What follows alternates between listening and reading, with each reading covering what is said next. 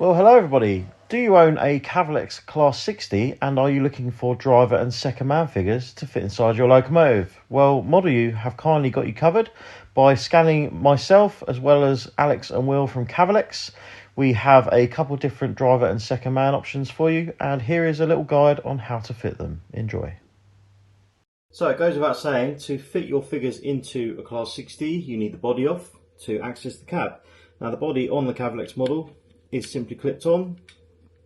There are clips down each side, so you just want to run your nail under there like so.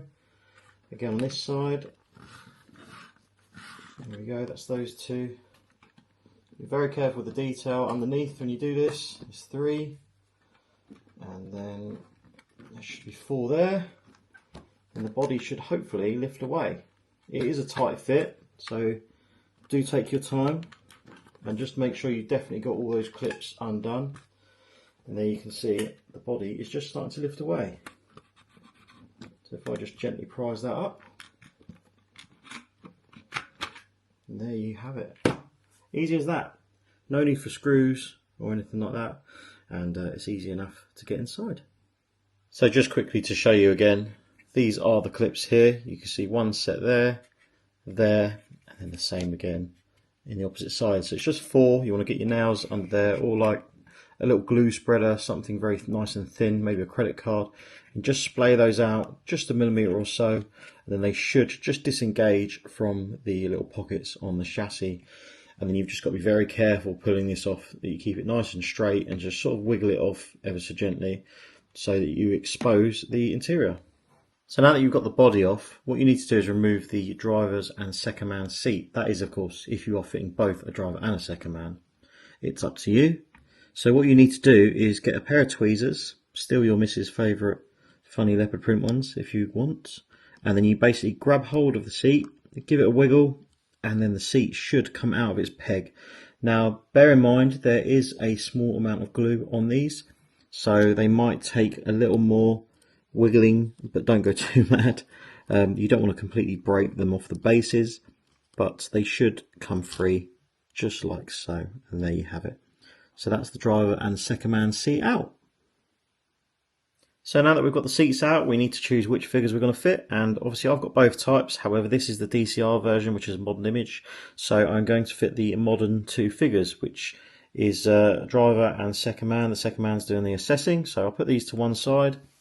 Now the second man, if I grab him by my head without him screaming away at me, I have already taken him off the sprue, and you can see there that he's actually sat on a seat already.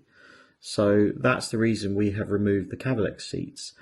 And you'll notice it also has the peg at the bottom. So the idea now is you put a small dab of PVA on the bottom of the chair, and then you basically slot him into the hole that the original Cavalex seat came out of, and he should sit there quite happily.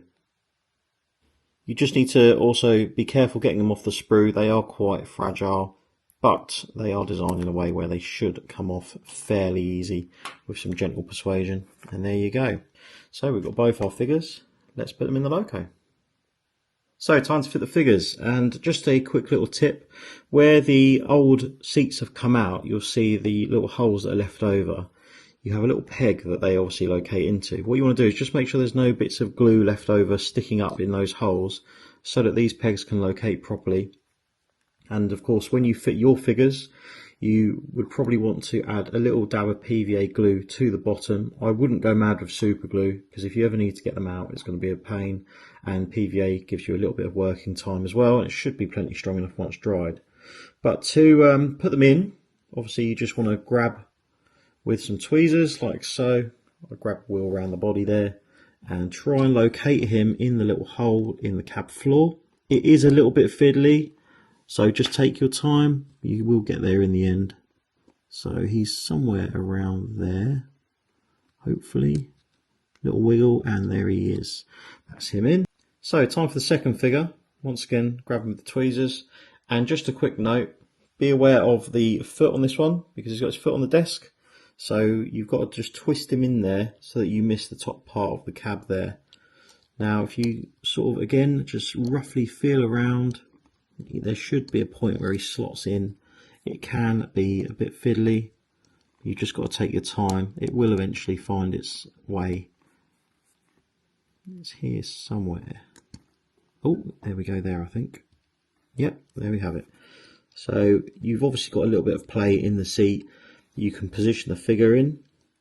Now, when we did this scan, I did lean over at a bit of an angle because I do tend to drive like this sometimes, so that you can see my left arm there was leaning on the cab desk, as I do in the real thing, and my other arm is on the power handle, and then I've got one foot up on the cab desk.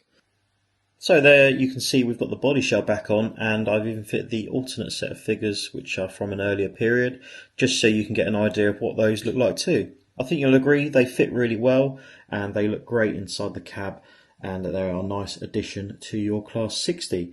So I'll go ahead and get these painted up just so we can get an idea of how they look. And there we are then. I've now painted these 4 figures. Bear in mind, I am definitely not the best at this. However, I think they look okay. So thanks ModelU for helping out with these. They're brilliant. Hopefully you guys at home will enjoy them too. All the best.